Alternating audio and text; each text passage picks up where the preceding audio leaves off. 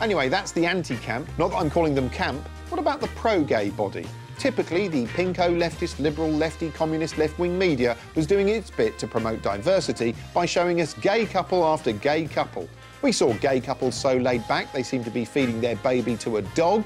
We saw a gay couple so close they could finish each other's sentences. We look to upgrade to marriage from a civil union simply because we want to have the same equality as everybody else. Gay marriage looks fun. And a gay couple that resembled the most progressive ventriloquist act of all time. It's a thing of almost a civil partnership isn't good enough to be a marriage. And even we have this conversation with people and we say, we're getting married. Thing is, all these gay couples look alike to me. I mean, look at this gay couple. Why should we not be equal to anybody else? Just the same as this gay couple. People say gay marriage. It isn't gay marriage, it's just marriage. And this gay couple. It's about dignity for lesbian and gay people. I thought they liked diversity. They all look the same. Even Hugh Edwards doesn't seem to think they're all that. You've got a stable relationship, 5 kids. What's the big deal? Of course, it's not just MPs who take a view on gay marriage, other humans do too. The new Archbishop of Canterbury, seen here passing his initiation test by pointing to where God lives, is opposed to it, whereas this northern fisherman thinks it's fine. My brother was gay, so I don't object to it, and I loved him. This guy doesn't believe in it. Based on my Christian beliefs, I don't agree with gay marriages at all. And some couples aren't that impressed, actually, are they, love? We're not that impressed, actually. Are we, love? Oh, marriage. As the Pink Mageddon vote approached, the news cameras were pointing at the Commons. With the gay floodgates about to open, traditional values were already slipping. Trendy progressive Channel 4 News sent Alex Thompson to cruise for reaction live from a gay bar with a pint in his hand. We're live in a Soho bar. Yes, we're in the Rupert Street Bar in central London, where we'll be talking to gay men and getting their reaction. Finally, after all the debate, the MPs cast their vote. Tonight at 10, plans to allow gay couples to marry have been approved by MPs. And then the vote passed, thereby paving the way for same-sex unions and causing the world to end, which is why you didn't see this. Love in all its guises can be terribly complex, but what better way to contemplate love than via the medium of poetry? Here's topical poet Tim Key. This is a poem about love. I'm in love with a girl, but I'll never have her. I will never have her. Or at least it's statistically unlikely. Because she is extremely pretty. And because I only saw her on the telly in the crowd at the US Open. She looked like she had a fella. She had her hand on a fella's leg.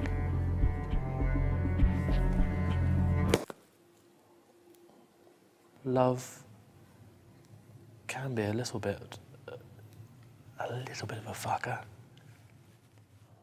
We don't trust the human heart to make romantic decisions on its own anymore, and why should we now we've got technology? These days, people meet using online dating algorithms, they flirt over Twitter, swap mucky photos via 4G, and have full sexual intercourse with microwave ovens. They absolutely do. But TV isn't quite as sophisticated as that. It tries to pair people off using sheer weight of numbers alone. Consider the phenomenal Take Me Out, which opens with Paddy McGuinness sliding down a pipe like a cheeky showbiz turd before summoning 30 girls into our dimension via a kind of instant hen night dispenser.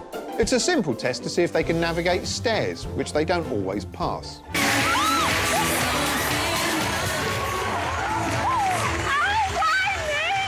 Why you? Because there's no God, that's why you. There's no God and we're all gonna die, OK? You happy now? Get on with your dating show. Hope you meet someone nice. The titted jury then assumes the position behind 30 neon podiums in scenes resembling a Baz Luhrmann remake of the Nuremberg trials. Then McGuinness delivers his trademark let the X see the Y catchphrase. Let the Saturday night see the fever.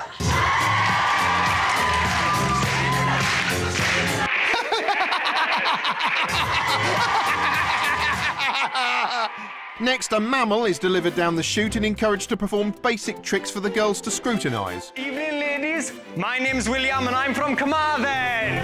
The jurors then make yes or no snap judgments based on their appearance. The hive mind is displeased by your baldness. They're also shown backstory VT, so even those who've been defeated by stairs can judge the men's lifestyle. I'm really lucky as I'm a professional footballer. Getting paid to play is unbelievable. I can't think of anything worse than a footballer. What about a footballer up some stairs? Less popular is Sky's existentially terrifying Love Machine, fronted by barking obelisk Chris Moyles and Peggy from Heidi High. Impossibly, it's actually less intellectually nourishing than Take Me Out, and establishes itself from the very start as a show for the easily pleased. Hello, welcome to the Love Machine on Sky Living HD. Look, it's Stacey Solomon, everybody. Thank you, that's our level calibrated. You may now proceed. The Love Machine of the title resembles a sort of gigantic phone dial from which choosy contestants pick potential shags while the audience moos encouragement. Since the prospective f***s aren't allowed to speak during the selection process, it looks exactly like what'll happen in the near future when you can go into a sex android showroom to choose this year's model. I don't like his jacket. OK. Well, do you know what? He can always take it off. It's not sellotape to him. It's in my mind now. I won't forget it. Both his ears pierced. Is that... any opinion about that? It's a bit too much for me, that. You're not feeling it, are you? I'm sorry, no. If they decide they actually like the look of one... Yeah, he's fit. Oh, OK. That's good. The genitals humanoid in question is downloaded from the machine for a closer look. He stood in front of you. You picked him out the wheel. He's good height as well. Yeah. You know what? This is actually a more rigorous meat inspection than the food standards agencies managed recently. The Love Machine's hardly scientific. You'd probably have about as much chance of producing a mate by holding a karaoke contest and copping off with whoever had the best voice. Fortunately, there's a show where exactly that happens too. This is Sing Date, where people look for love by singing to each other. Why? Sing Date is yet another weird televised method of choosing a life partner. In it, a music-mad singleton sifts through a stack of videos of other music-mad singletons crooning into their laptops like hostages forced to entertain their captors at gunpoint. It's time to start Joy's search for love. On the Sing Date site, a medley of men are ready to serenade her. There's no need to... Where is he? He looks like he's in some kind of a closet. They then choose 3 potential suitors from the crap heap. Joy's first choice is Stuart. Stuart was quite interesting, actually. He was very clean cut. Let's dance. I love the way he danced. Very, very good voice indeed. And I love his movements. And I just think it'd be just so much fun. They then perform a live duet with each of them in turn to see if it sparks love. I know this love we share was meant to be. Oh no, I knew you were waiting. I knew you were waiting. I knew you were waiting. I knew you were waiting for me. Then she has to pick one, just one, based on the sound of their voice and whatever decor she can spot in the background, before inviting them into the studio for the grand finale, in which they serenade each other in scenes which closely resemble a sort of amateur restaging of a Top of the Pops 2 clip from 1989. Great to sing with, I tell you. So are you. Really brilliant to sing with, thank you. Joining me to discuss dating shows like Sing Date are stand-up Tony Law and comedian Richard Herring, who sings in women's faces during sex. Isn't that true? I've been known to do that. What did you make of Sing Date? I don't like singing. No.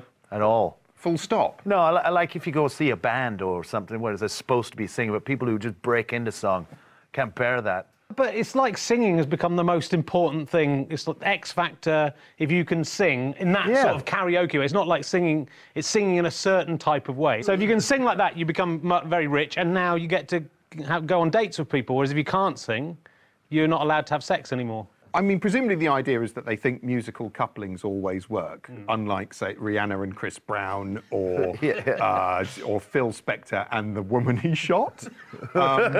Although, in the programme, the two people who got together were really ideal for each other. They were, I am actually. utterly convinced they went straight home and had sex with each other, and are together now, I think. If you think singing is an unusual way to choose a partner, have a look at this. This is a new American show called The Choice. As the title suggests, it's a bit like The Voice. Celebrity bachelors select a potential partner on the sound of her voice alone. Hey, guys. So, first and foremost, I can assure you that I am the best. Is that right? I am an East Coast girl at heart, but I currently live in Sin City, Nevada. I am a cocktail server on the Las Vegas Strip. I love to party. 10 seconds and have a good time. I Obviously, everyone in that looks uniquely loathsome. What did you make of that? Well, the men are all really famous, right? And they're the last people and very rich and quite sort of good-looking and single. The last thing those blokes need is a dating show to get them more women. They're already getting plenty. It's like they're too lazy to go out and just go to a bar. They're too lazy even to do that, even to dangle themselves out there like a maggot in a pond. I'm a professional poker player. To be honest, it doesn't take that much to convince men. They might as well say something like, my vagina isn't full of bees. Or even, my vagina is no longer full of bees. But also, all the women are identical anyway. Well, that is the thing. I mean, it is all sort of fairly identical, hot American women. There's no jeopardy. That's what I say. There isn't any jeopardy. Hot, damaged American women in cocktail dresses who haven't ended up in porn. Then go on this show. This is the rung above porn. Yeah. I'd feel more comfortable if the game was completely reversed, though. What if you did a show called Glory Hole? Yeah. And someone has to stick their penis through, and whoever's on the other, it could be a woman, it could be a goat, it could be your dad. Yeah. And that's it. You guys are going on a date. Yeah. And you have I know what Dad's like, so I'll probably be an okay date. Oh, great. I love Dad's favourite restaurant. Yeah. There was this king bloke called Richard III who died ages ago and no one knew where he was. But then they found him again. He'd been hiding in the ground, which kings don't normally do. There was this really interesting thing all about it, sort of like CSI, but in Leicester. And with this man from Horrible Histories and a woman who's in love with King Richard, even though he's dead, like Demi Moore in Ghost. It was brilliant. It's all quite clinical, isn't it, all sort of laid out like this? It's very clinical. It's really difficult seeing him laid out like this. Guys, I'm sorry, I can't. People kept saying he died on the battlefield, but he didn't. He died in a car park. And the car park's only open Monday to Friday, so he must have died on a weekday. In the old paint photos, King Richard had sort of dog ears, but those had all rotted away. He turned into all bones. You could see he was like half human, half dinosaur. Because they had his skull, they could make his whole head and show exactly what his eyebrows looked like and whether he plucked them or not, because you can tell that from a skull.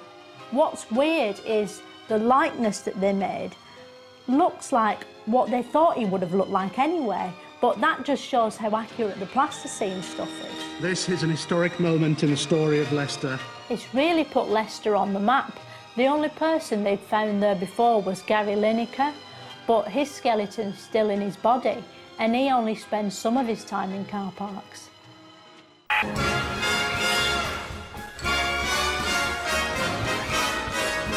Nutrition, and a yoghurt company employs shocking emotional blackmail to shift units.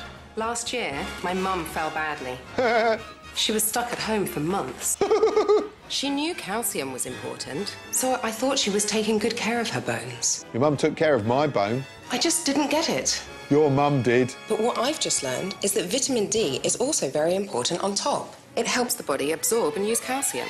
Oh, that's a good graph. I mean, look at that. That is exactly how vitamin D works. It really made me think. Yeah, it made you think, I'll use Mum's accident to flog some f***ing yoghurt.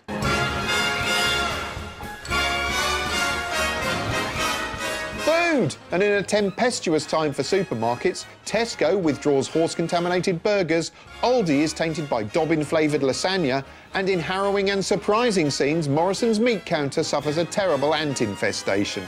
Hi, Anthony. Can I call you Anthony? You certainly can. Have you seen that knife? I'd call him Sir. Good point. The food is lovingly presented, and Ant and Dec come across as likeably as ever, but they're an odd choice, really, to front a food campaign. There you go. I've scored it for you. Just rub in some salt for some lovely crackling. I mean, the last time I saw them on television cheerfully encouraging someone to eat something, it wasn't quite such an appetising scene.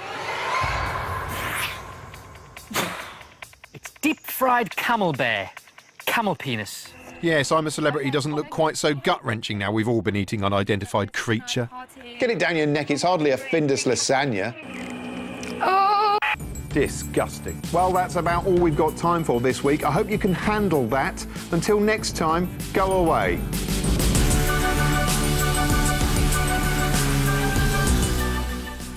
Next on BBC Two, Newsnight.